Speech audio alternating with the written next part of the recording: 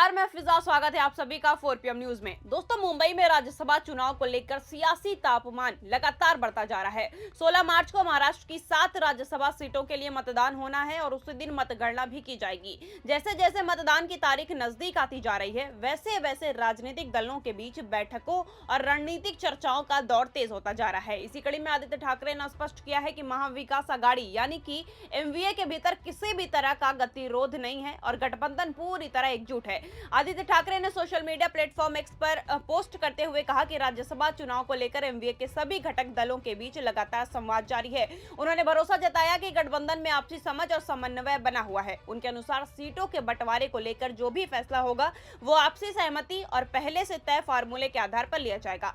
साथ ही उन्होंने ये भी स्पष्ट कर दिया है कि शिवसेना यानी कि उद्धव बाला साहब ठाकरे ने एक सीट पर अपना दावा पेश कर दिया है। उनका कहना है कि गठबंधन के भीतर पहले से तय रोटेशन नीति और मौजूदा संख्यानात्मक ताकत को देखते हुए ये सीट शिवसेना को ही मिलनी चाहिए। आदित्य ठाकरे ने जोर देकर कहा कि यह दावा किसी दबाव की राजनीति का हिस्सा नहीं है, बल्कि गठबंधन की पूर्व सहमति और राजनीतिक संतुलन के आधार पर किया गया है। उन्होंने ये भी दोहराया कि एमवीए के सभी दल चाहे वो किसी भी विचारधारा से जुड़े हों, भाजपा के खिलाफ एकजुट हैं और आगामी चुनाव में साझा रणनीति के तहत आगे बढ़ेंगे। उनके बयान से ये संदेश देने की कोशिश साफ दिखती है कि महाविकास आघाड़ी में अंदरूनी मतभेदों की अटकलें निराधार है और गठबंधन पूरी मजबूती के साथ चुनावी मैदान में उतरने के लिए तैयार है। राज्यसभा चुनाव को देखते हुए महाराष्ट्र की राजनीति में हलचल तेज है। आने वाले दिनों में यह स्पष्ट हो जाएगा कि सीटों के बंटवारे को लेकर अंतिम सहमति किस रूप में सामने आती है। लेकिन फिलहाल आदित्य ठाकरे के बयान से यह संकेत मिल रहा है कि एमवीए के भीतर संवाद और समन्वय की प्रक्रिया सकारात्मक दिशा में आगे बढ़ रही है। आपको बता दें कि महाराष्ट्र की 7 राज्यसभा सीटों के लिए 16 मार्च को मतदान होना है और उसी दिन मतगणना भी की जाएगी। जैसे जैसे चुनाव की तारीख नजदीक आती जा रही है, राजनीतिक हलकों में हलचल और तेज होती जा रही है। सत्ता पक्ष और विपक्ष दोनों अपनी अपनी रणनीति को अंतिम रूप देने में जुटे हुए हैं।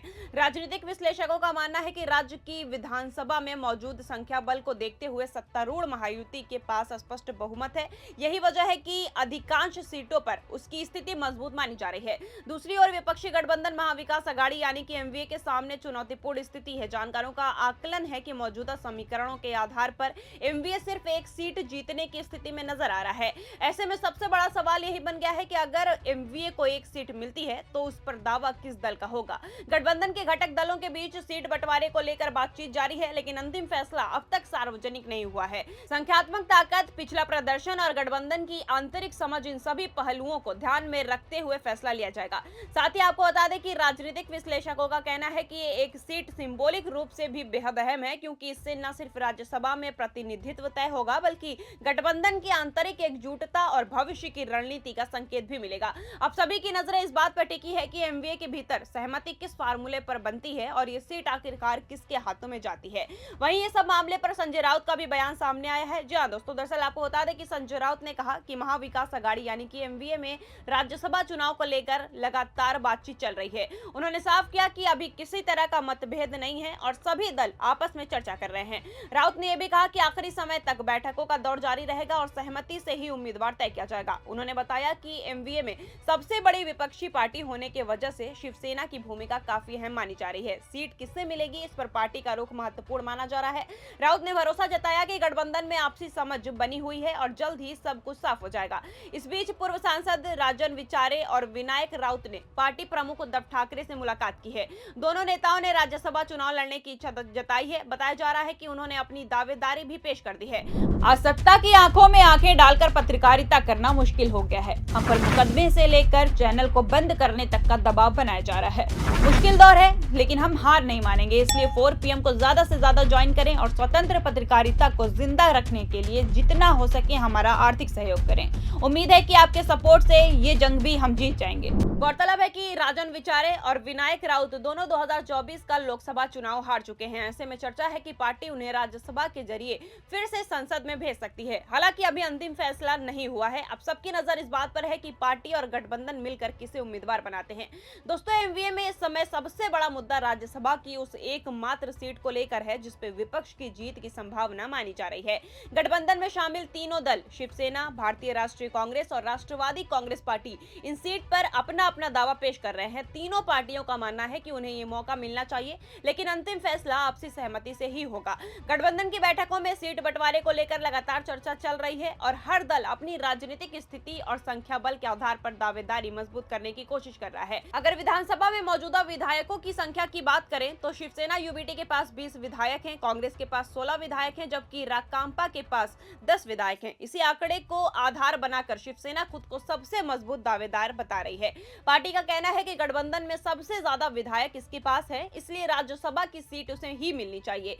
हालांकि कांग्रेस और राकांपा भी अपने अपने तर्क दे रही है। उनका कहना है कि गठबंधन राजनीति में सिर्फ संख्या ही नहीं बल्कि राजनीतिक संतुलन और भविष्य की रणनीति भी महत्वपूर्ण होती है। ऐसे में ये सीट किसे मिलेगी, इसे लेकर अंतिम फैसला काफी सोच समझ कर लिया जाएगा। अब राजनीतिक हलकों में यही चर्चा चल रही है कि एमवीए के भीतर बातचीत किस नतीजे पर पहुंचती है। ये फैसला न सिर्फ राज्यसभा चुनाव के लिहाज से अहम होगा बल्कि आने वाले समय में गठबंधन की एकजुटता और अंदरूनी तालमेल का भी संकेत देगा। वहीं आपको बता दें कि अप्रैल महीने में कई बड़े नेताओं का राज्यसभा कार्यकाल खत्म होने जा रहा है, जिससे महाराष्ट्र की राजनीति में हलचल और बढ़ गई है।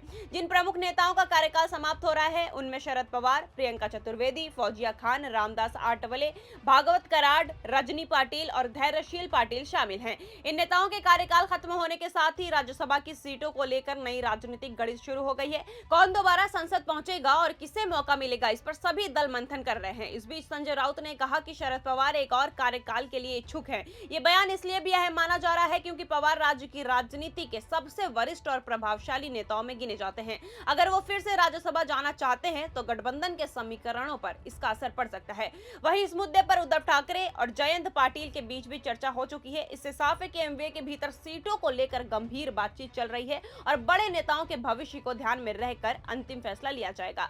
अब सबकी नजर इस बात पर है कि कौन सा नेता दोबारा राज्यसभा पहुंचेगा और गठबंधन किस तरह संतुलन बनाकर अपने उम्मीदवार तय करेगा। संजय राउत का कहना है कि राज्यसभा सीट को लेकर अंतिम फैसला महाविकास आघाड़ी यानी कि एमवीए के रूप में सर्वसम्मानित से लिया जाएगा। उन्होंने साफ किया कि गठबंधन में किसी तरह का टकराव नहीं है और सभी दल आपसी बातचीत से ही उम्मीदवार तय करेंगे। राउत ने दोहराया कि शिवसेना एक मजबूत क्षेत्रीय पार्टी है और उसका मानना है कि राज्यसभा में उसके कम से कम 2 प्रतिनिधि होने चाहिए।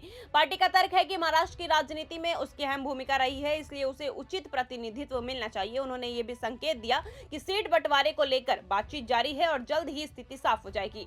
हालांकि अंदर खाने तीनों दलों के बीच इस सीट के लिए मारपीट हो रही है। अब सबकी नजर 16 मार्च पर टिकी है। देखना होगा कि उससे पहले एमवीए के भीतर सहमति बनती है या सीट को लेकर सियासी खींचतान और बढ़ती ही जाएगी। फिलहाल आदित्य ठाकरे के बयान से इतना जरूर साफ है कि शिवसेना यूबीटी अपने दावे से पीछे हटने के मूड में बिल्कुल भी नहीं दिखाई दे रही है। वो इस सीट के लिए पूरी ताकत लगा रही है। फिलहाल के लिए इस खबर में इतना ही।